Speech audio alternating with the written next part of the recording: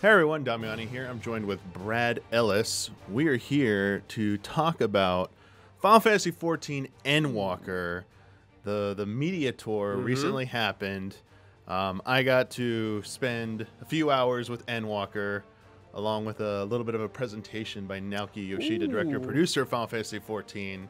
I was able to share the footage and stuff with Brad as well. Yeah. Let Brad get some of the inside scoops on the on the ninja stuff. And I knew Brad wanted to do it because I didn't touch ninja at all. I got to play a few jobs. I got to check out some of the new areas. Got to play one of the new dungeons. And rather than do like the last few times I've done this, we've done like edited previews, and I feel like maybe they get a little too technical. So Sure, yeah. keep a little bit at surface level here for this one. Also, if you are checking this out, you should also check out the interview with Naoki Yoshida that I got to do. That should also be up as well. Oh, I want to see that. Yeah, I think there might be some fun, interesting, good stuff in that interview. Let me just talk to you a little bit about the opening presentation really quick. Okay. So Yoshi had a few things. A lot of this went over like what was in that live letter that we watched a little bit of. They kind of recovered a lot of the same thing, same ground. But Yoshi had a few things he wanted to say that were a little bit different. First of all, he wanted to he asked everyone there to include a brief message about COVID-19, how it's like impacted 14's development, how how hard it hit Japan. Wanted to thank everyone who's helping in the fight against it to keep people safe, and that they've tried to do their best to work hard to keep 14 running during this, because while people can't meet in person as much, especially during the worst of it, 14 was a way for people to meet and still socialize and have some kind of semblance of some social interaction. Communication, updated, it currently has over 24 million people worldwide. 22 million was the last number they had. I'm sorry, subs or purchases? This is just the number they give out. For subs or accounts? It's like accounts. Yeah. Oh, accounts, probably period. Yeah. I was like, excuse me? Yeah. It's been going up, but it doesn't do they don't give concurrent numbers, stuff like that, okay, obviously. Got it. However, they pointed out Final Fantasy XIV is now the most profitable title in the Final Fantasy series. Makes sense to me. Says this is like a John Hammond moment right here. Brad says they will spare no expense going forward with the game. They really shouldn't. They shouldn't be putting all their money in this game. Yeah, I really hope. Claims Endwalker is their largest expansion yet. Bigger than a modern packaged RPG in terms of content and length. I feel like some of the other ones were already. Yeah, I was like, that's not news to me. I mean, that might seem a little bit daunting to people, but if you're looking for your value there, you certainly get it. It's not a full. Expansions are not full price games. They're less than full price. You're still getting it. Just wanted to reiterate that the housing system, because Huber loves player housing. It is a very kind of touchy subject. I don't know a lot, but I heard it's a nightmare. They're adding a lottery system, but they also Yoshi want to also point out that there will still be. It's actually gonna be a hybrid. There's gonna be a lottery system for some of the houses. Other houses will be available through the traditional means right now. Okay. So they're going to go half. I don't know if it's half and half, but what the spread's going to be on Trying to make it somewhat fair. No, they talked so much about that downscaling stuff forever. The numbers. Like the item squish? Yeah. The number squish? Yeah. So they gave a hard number. It's this is 14's first one, right? Yeah, the first one. First one. They said it's going to be downscaled by 20%. They just gave a number. That's That's all you had to say. Downscaled by 20%. They have adjusted how long it's going to take to go from starting level 1 in A Realm Reborn to the start of Endwalker. So going from level 1 to 80, they're going to speed it up. That's smart. So you're going to be able to level up faster. It's sped up already if you have a max level character too, right? Yeah, because the armory bonus you get once you hit that. I think that's a smart idea. And on that subject, they said they didn't give specifics just yet. They'll be revealing them in the near future. They're going to make it much faster and easier to level up your alt jobs. They understand that it's been a point of contention, a little bit of frustration. Some people want to, because you have all your jobs in one character, and people want to try out these other jobs. But they want to catch up, and sometimes a little bit slower. I don't know if I've ever felt it was too slow. I don't know. Oh, but it's it would be nice with how many, because it's probably because there's so many jobs now with the addition of Sage and Reaper. They're probably just trying to keep it from getting a little too out of hand. They overhauling the trust system. Yeah. I'll mention specifically basically, I'll just say it now. I felt like the AI was way better. For Really? The trust. Like it was, were they doing AOEs? They were playing more competently. It felt like maybe it might like be almost as fast to complete a dungeon as maybe some pug groups. Who's gonna probably be level Reaper when it comes out? It might be not too bad to do trust it dungeons. might not be if the queues are pretty bad, but this is not necessarily the reason they're doing it. They're looking to expand the list of dungeons that can use trust in 6.1 and onward, because all the Endwalker's dungeons, not just the main story quests, all optional dungeons, all the level 90 and up dungeons are being planned to use trust. They're going to try and expand that list starting in 6.1 and going back to older content. They want players who are hesitant about an MMORPG to be able to play 14 by eventually allowing people to play through the story solo if they desire. Achieving this is one of their biggest goals for the next 10 years of Final Fantasy XIV. The story solo, so that would be like some like boss encounters and stuff. Dungeons. I don't know about like the trial, like the story trials, like going against Ultima or going against Thordan. I thought that would have counted all. I'm assuming it would, but they said dungeons, and those technically aren't dungeons. But I think the story dungeons already you can do with trust. Well, because the not the old stuff. You can do. The new stuff. You have Grand Company people you can do, but this would streamline it. That's a little off the beaten path at this point. But like, there's 8-person fights at the end of all these stories. I don't know if they're gonna do that with trust or not. That might be something. It'll be interesting if they rework that, but I was gonna be like, you need a lot of trust. Yeah, that's a big initiative. For them. That is. So that was basically the new stuff in the presentation. A lot of the other stuff was, as I said, was just retreading old ground that we've heard about. Obviously, we started with the demo. Tried out several jobs, Brad. Yeah. So obviously, your favorites. I started with White Mage. Your favorite, yeah. So I started with White Mage because White Mage is one I know the most. Yeah. I'll say this, it's mostly the same. A lot of the existing jobs basically are mostly the same. They basically got like a few tweaks, like a few new abilities, and like everything leads to like a new finisher, sort of. At least when it comes to like the tanks and DPS. Right, yeah. Healer's a little bit different. So for White Mage, they got a new shield ability called Aquaville. Was that the sprout thing in the ground? No, that's a Lilybell. Okay. This is just like a normal shield. Okay. I'm not giving out any potency. So, by the way, I'm staying away from potencies and numbers because all that stuff is subject to change. None of this is final. I just wanted to get into what the abilities kind of do, what the nature of them. So basically, White Mage gets an additional shield ability on a target. So a single target shield that can stack with, they already have something called Benison that can give a shield as well. And those two do stack together.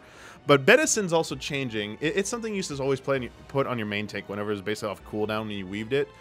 You get 2 stacks of it now, which is great because it means you can use it more often. They don't stack on top of each other, obviously. Like, you can't double Benison, so I did try that out. There's one change I think is not for the better. I think it's a slight downgrade. Thin Air is an ability that currently allows your MP cost to go to 0 for like 12 seconds, I believe. 12 or 15 seconds. So every spell is free. That's a long time. It's really good for recovery, but it's also really good in like a heavy, like in dungeon pulling when you're doing holy spams. Like, let's go to town. White Mage has never really had MP problems, and this like basically ensured it. Thin Air is now 2 charges, so I got really excited at first. Like, dude, 2 charges? Wait, they don't want us to do anything about it. They don't want us to worry about MP anymore. No, it changed. I had to read the tooltip carefully. Okay. It only grants you 1 free spell use now, so the next spell will be no MP cost. Kind of more in line what I would expect from an MMO usually. I feel like most MMOs. This was like a nerf to like bring White Mage a little bit down in terms of like MP management back to the other jobs. Also, it seems like it's gonna be most used for like rezzing people. Yeah, because raise is the most expensive spell. Yeah, definitely is that. Glare and Holy getting upgraded to Glare 3, Holy 3. They pretty much this potency buff. Still, White Mage still is only stun AoE. It's funny because they go from Glare and Holy to Glare Holy 3. Yeah, I don't know where 2. I looked for 2. I couldn't find the 2. Maybe it was a bug, or is this like Jek Shot Mark 2? Like where there is no Jek Shot 1? Like they're trying to trying to get me. But yeah, it mostly feels the same. The biggest difference is Oh, sorry, I didn't talk about Lilybell. So let me just talk about Lilybell really quick. Is that the So sprout that's thing? that sprout Cool. thing. It's basically like an AoE field that gives like free party-wide healing for up to 15 seconds. It starts with 5 stacks, and if you take damage within there, it procs a stack that grants like a heal, and so you can get up to it's one. You can't like if you take too much damage, it's only 1 heal per second. You can get up to 5 extra heals. And at the end of that time, when it expires, any stacks remain will give you a big cure at the end to like buff it up. So it's like a weak earthly star from Astro without the offensive capabilities, doesn't do damage. Yeah, the biggest change I will note later mostly has to do with the GCD timing. Everything's been sped up. So if you are a Scholar or White Mage main and you never played Astro, don't really play Astro, you will not be used to Astro mains will be like, yeah, this is perfect. You've made these jobs play more like Astro now. Where basically when your animation finishes and you're still waiting for your GCD to finish. So like it registers, so you have a window in there to move or even like weave something technically if you want. Yeah. This basically is now being applied to White Mage and Scholar. And for White Mage, I think it'll take like 15 seconds to get used to. So like slide casting is probably the biggest thing, and then realizing you can now do more. You have more mobility and you can do stuff in between your GCD casts, so it's kind of nice. But otherwise, yeah, it's pretty much the same. Yeah, I mean, I think that's pretty standard. Honestly, I think from like my experience with so many years of me playing WoW, I feel like 14 does a pretty good job actually giving jobs something new every expansion. I don't think it needs to rework a job every expansion either, like some big changes. I think it's appropriate sometimes, like Summoner, I think is a great example, but like, I don't think every class needs like 4 or 5 new abilities and plays completely different than like it did before. Exactly. If it's just refining things and like small tweaks, I think that's acceptable. Do you remember what Yoshi P said in that live letter? That the foundation for the changes was basically Shadowbringers, the changes they did. I don't know if that made sense to you, but like it makes perfect sense after playing this. Kind of where is that in that expansion? It's basically these are like slight evolutions of the current job. Yeah. But a few select things have been changed. Obviously, you mentioned Summoner. I got to try it out. It's like way different and stuff. It looks way cooler, but I'm not a Summoner main, so I can't get too in depth into those changes. But they even said it's basically a whole new job, and it looks and feels like it to like an outsider's perspective. Cool. And then obviously got the 2 new jobs we'll get to in a bit. Scholar was probably the most disappointing. Yeah, I've heard this. It looked like it was probably going to be that way. I think the thing was the confirmation of that pet actions still work the same way. And in old school Final Fantasy XIV, Scholar pet actions, like I could be in the middle of casting a heal and or casting a DPS ability in the middle of that GCD window. While I can't do any other GCDs, I could hit a pet action as well. So was it like you could basically weave pet actions with GCDs? So you didn't have to like do like an insta cast ability and then weave in that window. It still works the same way as Shadowbringers. So that's probably going to come as a disappointment to people. However, keep in mind the GCD cast have been reduced. So that might address that issue slightly. Broil 3 upgrades to Broil 4. Art of War upgrades to Art of War 2. Just potency increases there. They got 2 new moves. Protraction, which is basically... Thrill of Battle, Warrior's Thrill of Battle, which is it's a shield. It's like a increase in like heal, it's a heal plus increase in HP, but it's only like half as potent as it. So it's like 50% as potent as Thrill of Battle, basically. It can be used on yourself though, or on another target, whereas Thrill of Battle was only on themselves. The warrior max health is always nice. They also have that ability, the funny little, we thought it was like the expedient. Not only is it a movement buff, it's also a 10% shield to the party. It's a raid-wide shield. If you get close to them with it? Yeah, within the range of it. Movement speed increase is not too significant, I will say. It's like basically Peloton at best. So I don't see any trolling going on because there's some lost actions in Bozy right now, which radically can speed you up and you can speed everyone around you. And it's like, oh crap, you just touch the analog stick or touch your mouse, your arrow key, and you're like running into a wall. They don't want people running off ledges too much. Yeah, so it basically feels mostly the same. No Aetherthal outside of battle. Still, you have to be in battle to engage to activate that. So I feel like there might be some disappointment there.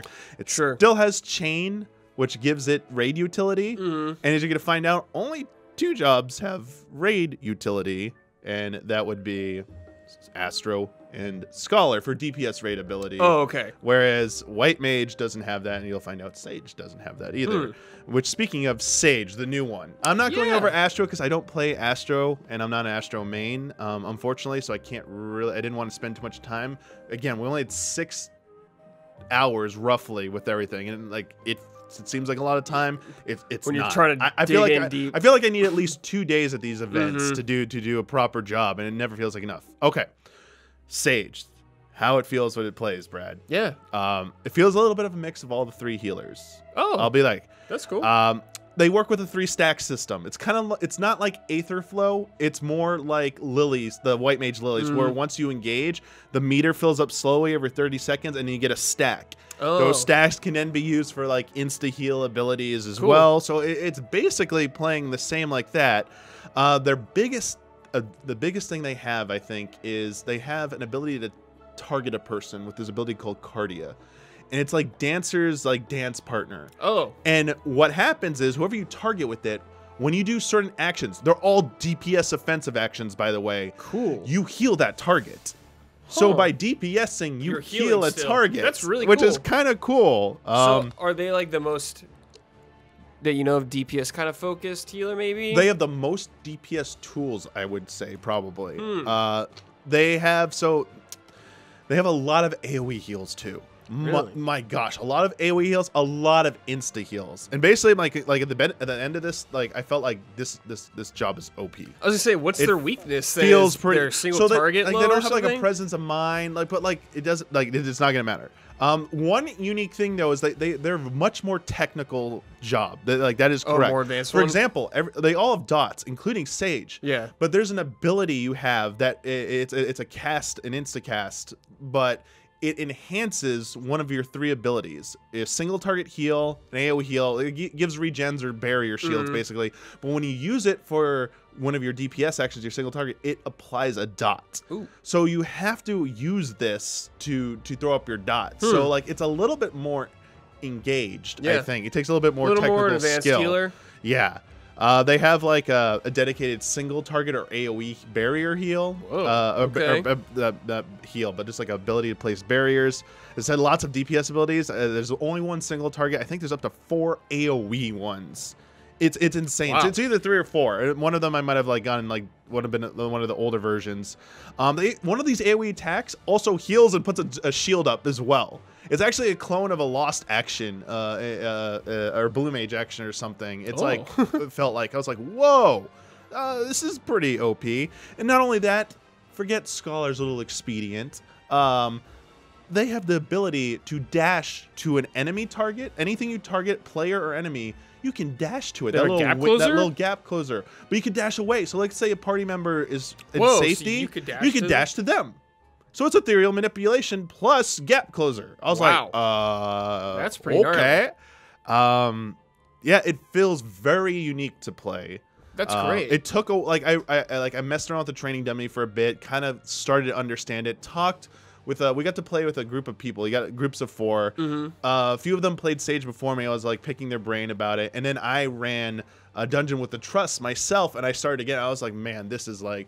When I ran with the Trust, I was like, I don't have to do anything. Like this, like it's so. I was like, that also might have spoke to how good the Trust are now. Yeah, definitely. But basically, Brad, for healers, I think what they're doing now, my best guess is that there's 2 shield and 2 regen healers now.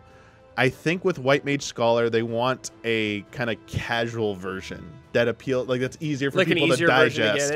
Whereas Sage and Astro are the more technical versions that are gonna have like, you know, higher skill ceiling, I feel like. Yeah. And that's why when people are like, why is White Mage, White Scholar seems so basic and simple compared to the Astro and Sage? And it's like, I think this is why. I think they're trying to offer this.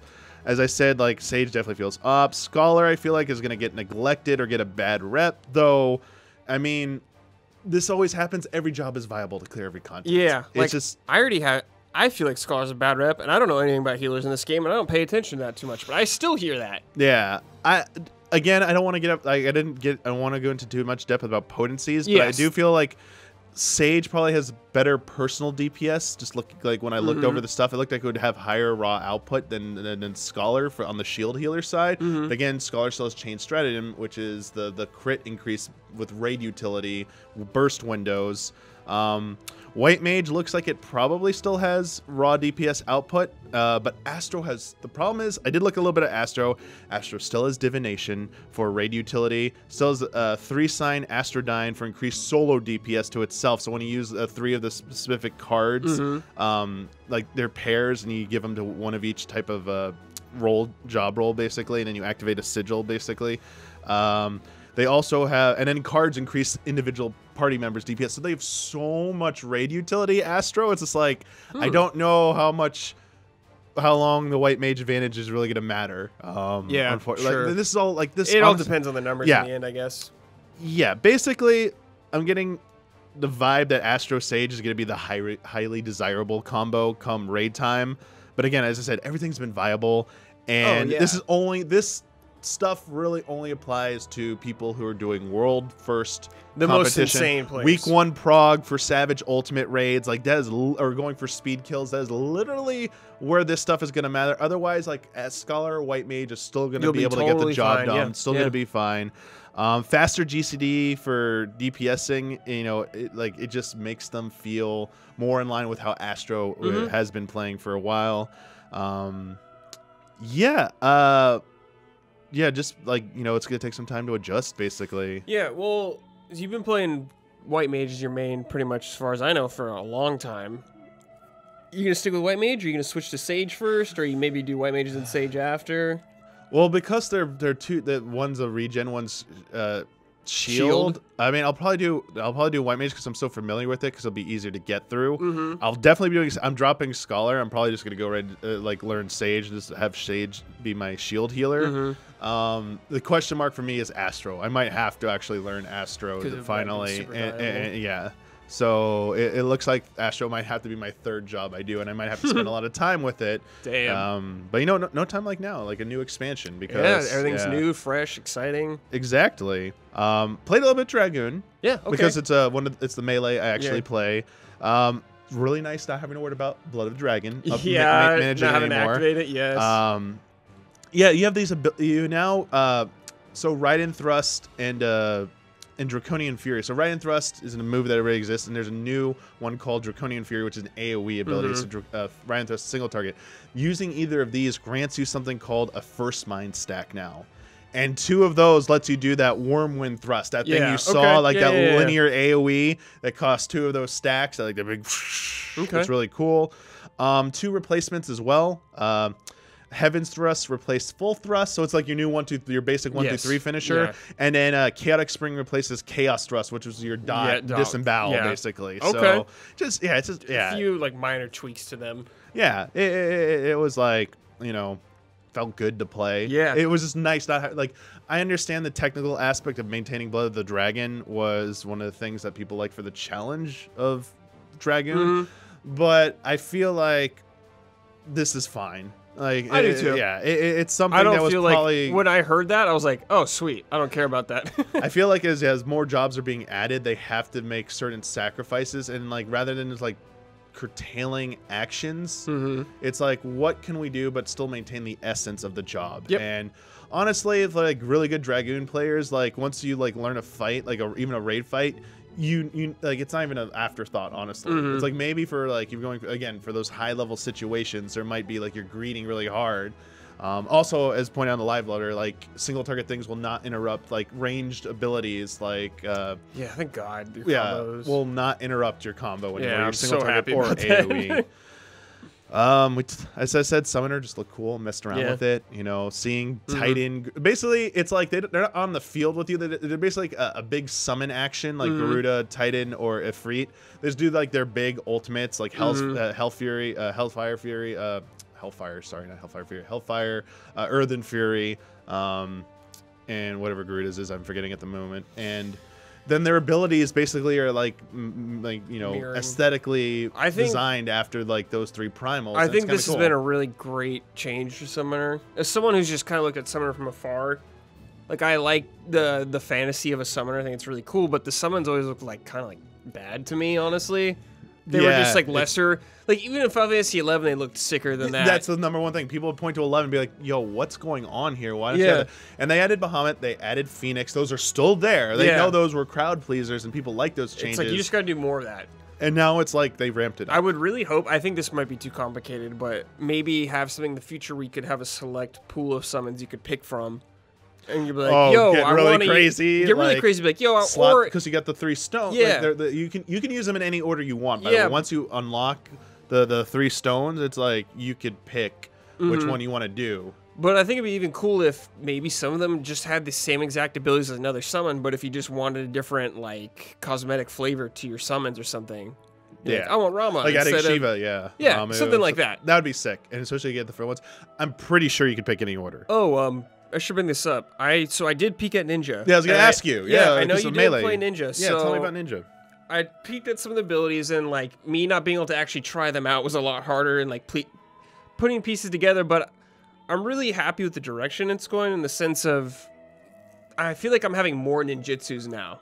And that was honestly my favorite part of the class, is the ninjutsu aspect, like weaving in stuff.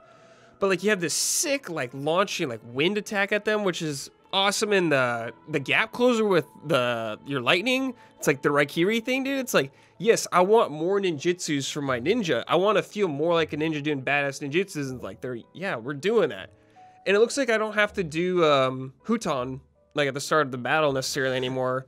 Every time going doof, doof, doof, doof, psh, and like having to hide and stuff like that. It's like, if I can get rid of just one extra step like that, I think that's really good. Yeah, I think it's more about like that same what like getting rid of the blood of the dragon. It's like the same thing as like what are we gonna trim out of this that makes sense? It's cool from a class fantasy aspect, I guess, but honestly, I got real tired of doing it all the time.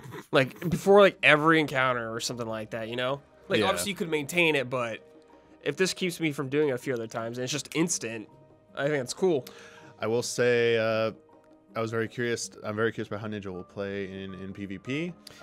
Real quick, the PvP actions were all locked out. It was grayed out in the menu. I could not access it, so there is nothing about PvP actions. Anyone who's saying otherwise either like played a different build after I got to play it, or they're lying through their teeth. But November 6th, we'll find out what's going on with PvP. I don't know if we're gonna get all the specific action changes. That might be in the patch notes, but yeah, you couldn't even preview the PvP. You couldn't bring it up the menu. You couldn't even see it. It was locked. They locked out a lot of stuff this time. They were very good about it. That's funny. But Reaper, Brad. Yeah. I spent about 30 to 40 minutes with Reaper, and I'm like on a training dummy. Yeah, that's good. I looked at my clip. It was like 22 minutes of me just on a training dummy, and like 70% of that was me like still trying to figure out how to play it, and like the last few minutes, like I think I get this. Yeah, and because what level was your character? Were they 90? So you had the level 90, and they gave you like the 8. They're throwing you in the deep end. At that point. No, we'll talk about it in a second. There was a dungeon, but it wasn't max level dungeon. It was actually the first, pretty sure it's the first dungeon in the game. So you couldn't use your new abilities in practical combat. So it's like, and all the mobs out there would like die really quick. So you couldn't like even do a full rotation if you wanted to. There were hunt marks. But unlike last time where we got a group together to kill one, this time I think everyone's more focused on other stuff. It's like it's a hunt mark. It's like whatever. Yeah. Okay. Obviously they look really cool in action. You could tell that from the trailer. Like you don't need someone to play it. I trimmed down my notes because I was getting really technical. Obviously, I'm sure there are a lot of content creators out there that are going to get way more technical and break down Reaper and how it works. So I'm just going to be like how it's basic flow here. Yeah. It's how you understand it works. So you have a basic 1, 2, 3 single target and AoE combos that build up soul gauge, which is the white meter. Each of those actions builds up 10 soul gauge. Okay. And you also have an ability called Shadow of Death that you can apply on enemies on a target, and while that effect is up, if that enemy dies, you also get 10 soul gauge. Ooh. So like it's basically like the old warrior finisher where you could heal yourself that I'm forgetting about. So basically you're doing all these things, combo actions, debuffs, basically to build up soul gauge. And once you get 50 of that soul gauge. Also, let me just finish this. 50 of your soul gauge. You can spend 50 soul gauge for 1 stack of Soul Reaver, which can be used to execute an avatar action.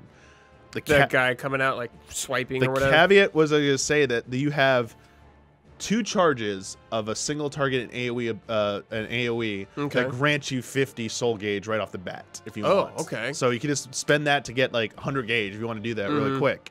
But each stack of that lets you summon your avatar, and once your avatar is summoned, you can do one of 2 single target actions, and those are the only 2 positionals, the flank and the rear. Oh, ones. really? Only those 2? Yeah, or you can do an AoE ability as well. Each of those attacks increases your shroud gauge by 10. That's the red meter on the bottom. Okay. To go now, down trigger. when you get 50 shroud gauge, you can use an ability called Enshroud, which grants you 5 stacks of Lemire Shroud, which are these 5 orbs on the bottom gauge down there. And let me just make it's a glowing orbs on the bottom. These can be spent to do additional avatar actions that grant you stacks of Void Shroud. Hold on to that for a second. You spend these attacks like they're very rapid fire when you're using the Shroud stuff. The GCD it's really like fast it's like on Gunbreaker. Yeah. It's like the Gunbreaker stuff. Cool. It's that level of speed right there. That's cool. Now, as you earn Void Shroud stacks, you use those to do a really big single target or a big AoE thing. That's like leading into your finisher. That's like the ultimate thing is this big final finisher attack. The whole system is, as I said, very fast paced. Feels way more technical. It's very technical. Obviously, as you saw in the trailer, you have the ability to you can dash forward or backwards from any positions where you're facing. Go forward or backward like 15 yards. Is it just whatever direction you're moving? It's whatever direction you're facing. So if you're on the rear of a target, you'll either dash forward through them or you go backwards, and then it leaves that portal there. And then within a time limit, you can teleport back to that portal. Okay. You also have a one ranged ability you can do while you do that, and then teleport right back if you want. Okay. But their AoE abilities seem kind of like limited, though. Or sorry, their ranged abilities kind of seem limited. Yeah. So it's really something to get. It's like a really get out of trouble. It's like or dodge an AoE. It's like ethereal manipulate. Yeah, it's like the dragon between the lines or between the lines for Black Mage. We want ethereal manip. Then between the lines back to your ley lines. So otherwise you're just like sitting there, wasting time. Yeah. You can place a shield on yourself that is kind of like the Blackest Night TBN for Dark Knight, where if the shield is like popped, like absorbed, it will grant you and anyone near you a regen. Okay. That will last for a little bit. Regen? Yeah, health regen. Can you put this on other people? It says on yourself, I think. I'd have to double check if I forgot. I'm just trying to think about like you using that often in group content or something. Maybe you'd have to intentionally take some hits. Maybe it is. You can place it on a target. I'm sorry if I got it wrong. Again, that's okay. Double check the text. Will like clarify that. But even like if it's I imagine you can place it on someone else. It has to be, otherwise it'd be wheeled. But I spent a lot of time with this job just to grab it. I still feel I spent like 30-40 minutes with this job. I still feel like I need way more time. Oh, again, yeah. Like I need to go through real content with it. Yeah. There was also like something to enhance your flank and rear attack, even though the positionals went away.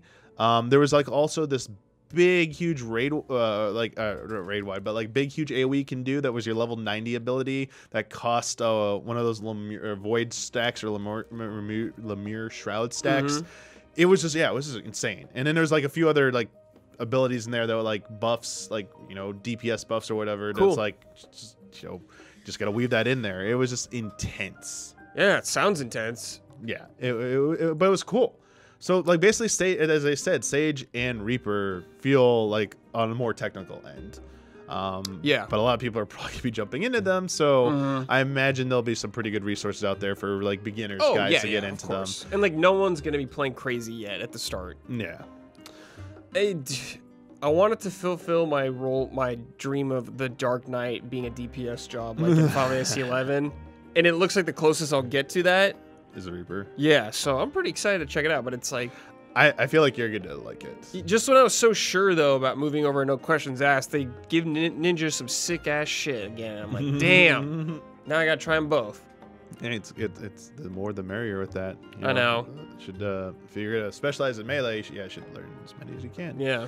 Got to check out some of the zones, obviously. Like, where are we playing this stuff? Yeah. The new city hub area. Old Sharlyan.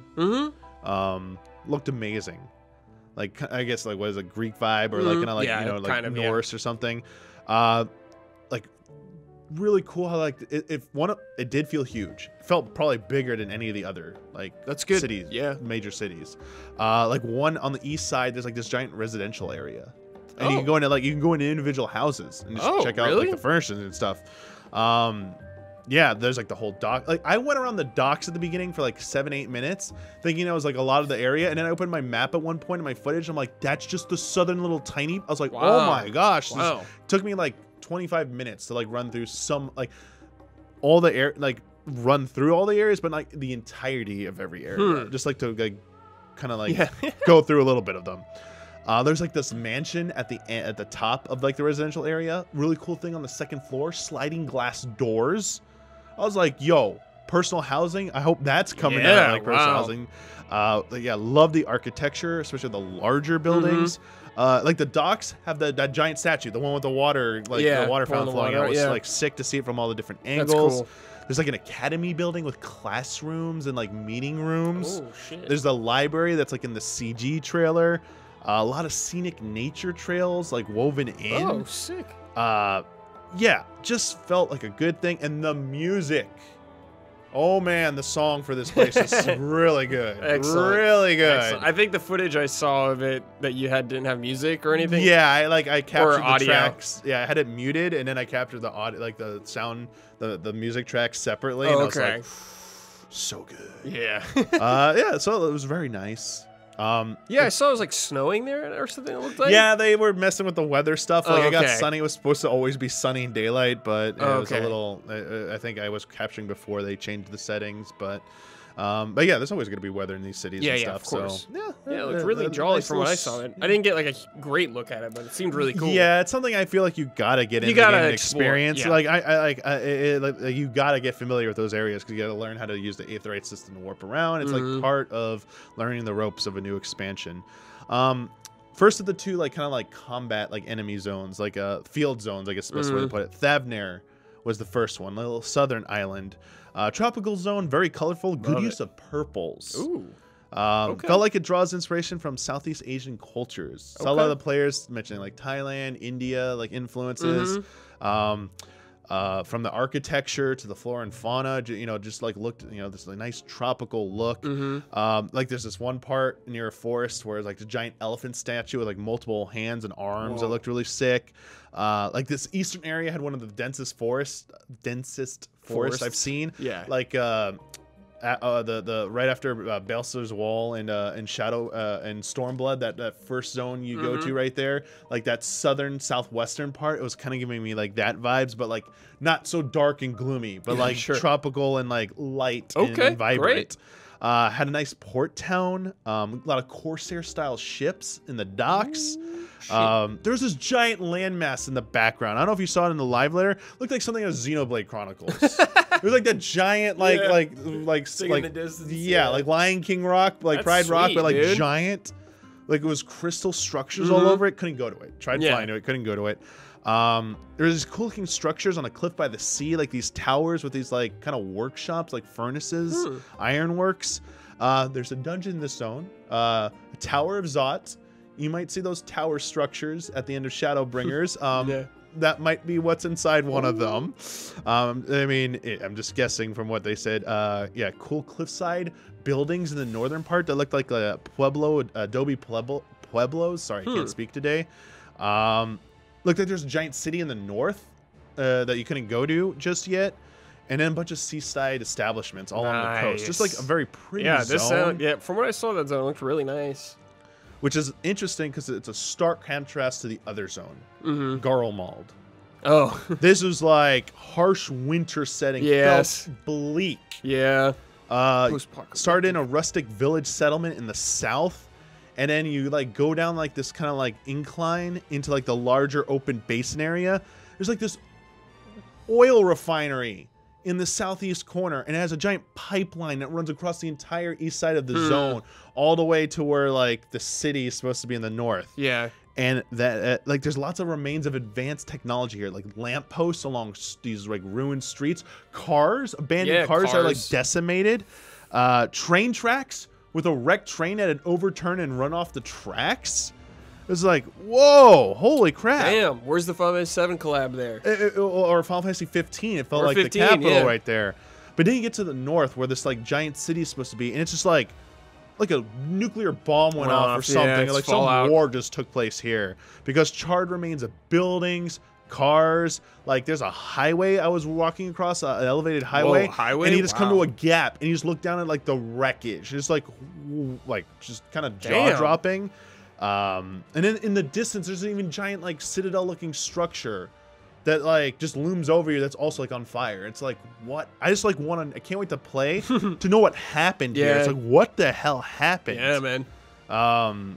Yeah, just like another massive area, and felt kind of cool to explore. Oh yeah. Again, a lot of like interesting enemies. Like the Thavnair zone had like elephants and snakes. This had like more like mech like creatures in here that you'd probably be used to seeing. Yeah. So cool zones. Yeah. Obviously, like I was trying to avoid like looking at too much. Like I wasn't looking at like names of stuff because like I don't need to know names yet because I don't want to know spoilers. I'm just here to like get impressions, how the zone feels. So I didn't like I was trying to like not deprive myself of some of the enjoyment of that discovery. Definitely. Finally, there was a dungeon. I watched some of this. Tower of Zot. Yes. If you're a Final Fantasy IV fan, you should know this dungeon very well. This is 14's iteration of it.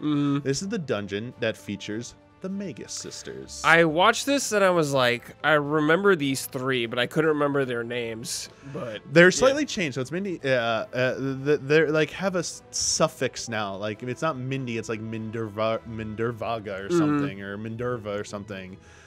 So you fight each of them individually, and at the end they might come together. They might have a combined form. I did see or this. Combined strategy, I should say. I mean, not so much a form is the best way to put it. Each of them has unique mechanics. They kind of come into play. Giving some people, it was interesting because like the first boss, I think it was also because some people playing on new jobs, gave us a little bit of trouble. Second and third boss, not so much. And the final boss, I think we messed up once because like we understood what we need to do to clear it. It's a common thing, but like I don't think it's been seen in a boss battle in a while. If any boss, maybe raid boss is the only one's ever done the thing. I won't spoil what it is, but it's not a new gimmick, but like seeing it in a dungeon was kind of like unexpected. Oh wow, unexpected. But once we figured it out too late, so we decided to wipe and just do it again. Other playthrough, like I think I went through it 3 times with a party finder group or pre-made group, and then did it with Trust once as well, and all the other times went much more smoothly. Love the music. It's Tower Zot music. It's a new arrangement. Like the vibes. It's a very linear dungeon. Doesn't have any real gimmicks to it. It's very straightforward.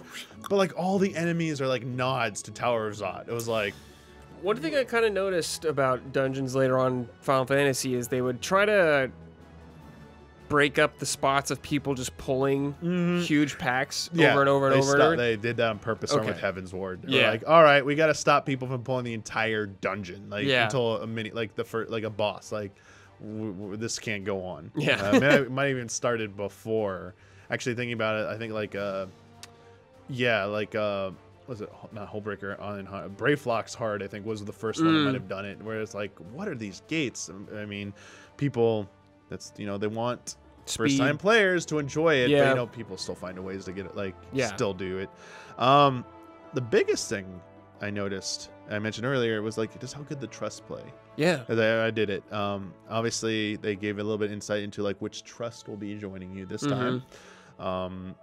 Maybe a few more characters joined you who weren't necessarily like, because you can only bring in, like if you go with healer, you can only bring in 2 DPS and a tank, but there are clearly more characters available than that this time around. They've said who else is playable. They showed one of them. Yeah, like Estinian. Yeah, Estinian's playable, and we've known that. It was a level 81 dungeon, so you couldn't. 81. I don't want to speculate too much about story stuff because I don't want to like. Again, we had like no story content, no story quests, no side quests, no NPCs to engage with, and this was strictly just kind of like sandbox mode with a dungeon with like no cutscenes, in this. All the chests give you like potions. That's it. Like they're very careful about not tipping their hand at that. The exception was again drawing the dots. One of the zones, Thavnair, had a spot on the map that said Tower of Zot, and in the direction, because the dungeon entrance sometimes is like you got to travel by boat across something. It's not literally like the entrance to the dungeon physically. across from that entrance was one of those tower-like structures that we saw pop up in Shadowbringers. And so I'm thinking I thought this might have something to do with going to the moon, maybe, but this is too early on. So Yeah, this is definitely a little bit early on. So I expect some more crazy stuff. Oh yeah. But oh yeah. whew. Looks cool. The boss fight, from what I saw, I was like, oh sweet. Yeah, I had a blast with it. And it's like, you know what? I enjoyed having something that, you know, felt like it pushed back a little bit. It wasn't really difficult. Anything on your first time, like most first time things, you'll wipe on something. There's always like even on a dungeon boss, it's very natural. Like it's no biggie. It's kind of accepted. So it didn't put up much more of a fight than that. Especially like the enemies. Like the enemies are just like very straightforward. Like nothing difficulty too wise is probably pretty in line with what you're used to. Oh yeah. It's like nice when they do like this, like back in Shadowbringers, the second dungeon, Mage or Don't Mage, sorry, the final boss, like the walk part. Yeah, the walk part. Oh, dude, I love that. I mean, there's nothing like that in this dungeon, but like gimmicks like that. I love that. I like seeing stuff like that's that. Fun. Fun. It's like, especially for a first time playthrough. Obviously, on repeat playthroughs, you're like, oh my god, I'm gonna have to do this walk part again. But it's like, I'd rather see that for first time playthrough because I'm not in the business of grinding through dungeons too often. So appreciate that a lot. Yeah. Obviously, you know, there's way more jobs I didn't get to try out. A lot of jobs in that game now. I'm sure that they did release all the tooltips to us, but I mean, you know, you can't just publish them as is. And like, obviously, there are other people making videos about this, other people who specialize in the other jobs. It's like, you know what? I'm not going to try and do everything. Let them do their specialty. Let them have, you know, let them explain it to you a little bit better than you. But like, obviously, I could have made a more technical video. Like I look back, basically I said this at the beginning, but to wrap this up, I look back at my old coverage, like Shadowbringers. It's like I'm giving potencies and stuff, and I'm like, they were stressing so hard, like, and they did change. Like, I mean, some things didn't, but some things did change. It's like there's still a few months to go before this comes out. Right. It's like it's 2 months, final. over 2 months. Yeah. Like, best not to delve into that. It's like pulling out the generalizations I think was better. So like those videos could have been shorter, and I feel like this is like we've been sitting here. I look at the timer, like at 50 minutes now, but like look how much we covered. Yeah, covered a lot of stuff. I was like in one of those the White Mage, it was like 25 minutes. I'm like, you know what? I feel like this is. Let me know in the comments if you felt this was better. Obviously, like these only happen once every 2 years, but I felt like this was the better way. Hopefully, if you're watching this, I put timestamps down for every single one of the categories that we covered here. So if you're just interested in something, you're able to jump to it. But like, let me know how you like this. But yeah, thanks, Brad, for checking out the footage and stuff to help. Because so much better to bounce off someone who's been playing. Yeah, definitely. Stuff. Fortunately, you couldn't get Ben quite finished because you know, if we had Ben here, maybe Ben could have jumped in because Ben plays Black Mage, so I could have asked Ben about what he thought about the Black Mage changes and stuff like that. And yeah, obviously, go check out the interview, please. And very close to Endwalker. I know, I'm very excited. They were saying it's coming down to the wire. They're saying like I'm sure it is. I'm sure it is. Yeah, it's I'm like sure they're very stressed. So far, no delay. But yeah, this is it. Obviously there's a big blowout today, so thank you for watching our videos, and shout outs to all the other content creators and like everyone who got to play with us during the Meteor Tour. It was an absolute blast meeting and seeing a bunch of familiar faces, even though I didn't get to chat with a lot of people because I was so focused. So it's like they really need to make it to 2 days. But obviously for me, I am so looking forward to the November 6th live letter because I love the Final Fantasy XIV. I love the PvE stuff, like I raid and everything, but I love PvP, and I gotta know what's going on with PvP. And if you watch the interview, I snuck in a PvP question. I even said, like, hey, I can't really talk to you about PvP because you haven't talked about it yet. I'm a little bummed out about that. But there's one question I could sneak in because it's relevant to current content right now, and, like, let's get that in there. But I am so curious with that. Actually, you know what? I'm sorry. Yoshi P did share a little bit more details on the philosophy behind not only the new PvP mode. Like, didn't get into specifics what about, but like what it's, I mean, it's some of the same stuff, but I think he got a little bit more deeper on it. And potentially this might be changing all of PvP. Apparently the philosophy behind the new PvP mode, if you don't watch the interview, take this little nugget from it. Apparently Frontlines, Rival Wings, even like if Feast even stays, who knows what's happening. Feast is probably not staying, but Rival Wings and Frontlines might even be changed as well. With adjustments based upon this new mode to suit the philosophy of no more putting less putting less emphasis on individual performance and more of like less personal responsibility and more of a team thing. And while those are Rival Wings and Frontlines are team based, I'm thinking in my head like, oh no, what does this mean? Like it's gonna be good. Obviously, it could be good. I don't know, but like the bad thoughts, I'm like, does this mean you don't like people who like do a lot of kills and stuff? Like, do you not like the technical skill behind play? Because you talked about players who are better than others. I'm like, oh no. Oh, I'm getting a little worried. But November 6th, so that's why I'm like having so much anxiety. It's like, oh, what's gonna happen? But unfortunately, no PvP news. So if you're looking like, dude, where's the PvP stuff? Like, it's not there. No, the other guys got it. Unless they got information out of Yoshi P during the interview, which I highly doubt. So, but if they did, kudos. I'm gonna watch that myself. So again, yeah, thanks, Brad. Oh yeah, my pleasure. And we'll probably be reacting to. At least I will be reacting to that live letter because of the PvP. They said it's gonna be 6 hours. I'm not gonna probably watch all 6 damn hours of it. I just want to watch the PvP part of it. And then, yeah, November, we'll be back with Endwalker. Yes. We're going to be doing a review and doing some other content around it as well. So, good month coming up here. Oh, yeah. Yeah. Until next time, everyone, take it easy and see you later.